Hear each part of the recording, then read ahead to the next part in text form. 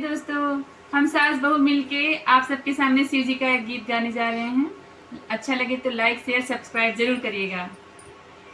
कादई के शिव के मनाई हो, शिव मानत नाही। कादई के शिव के मनाई हो, शिव मानत नाही। मानत नाही शिव मानत नाही। मानत नाही शिव मानत नाही। कादई के शिव के मनाई हो, शिव मानत नाही। कादई के शिव के मनाई हो, शिव मानत नाही।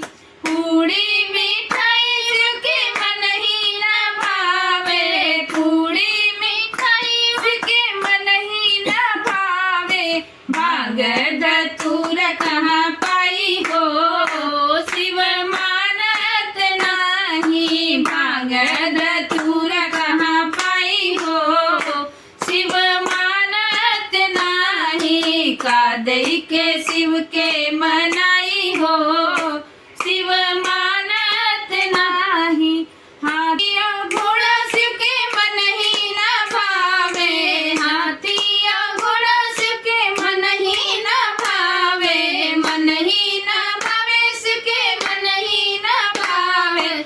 नंदी बैल कहाँ पाई हो, शिव मानत नाही। नंदी बैल कहाँ पाई हो, शिव मानत नाही। कादई के शिव के मनाई हो, शिव मानत नाही। कादई के शिव के मनाई हो, शिव मानत नाही।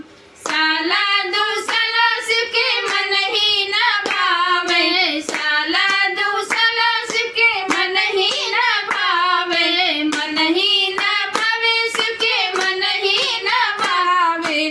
मृग छाला कहाँ पाई हो, शिव मानत नाही। मृग छाला कहाँ पाई हो, शिव मानत नाही। कादई के शिव के मनाई हो, शिव मानत नाही। कादई के शिव के मनाई हो, शिव मानत नाही। धन्यवाद।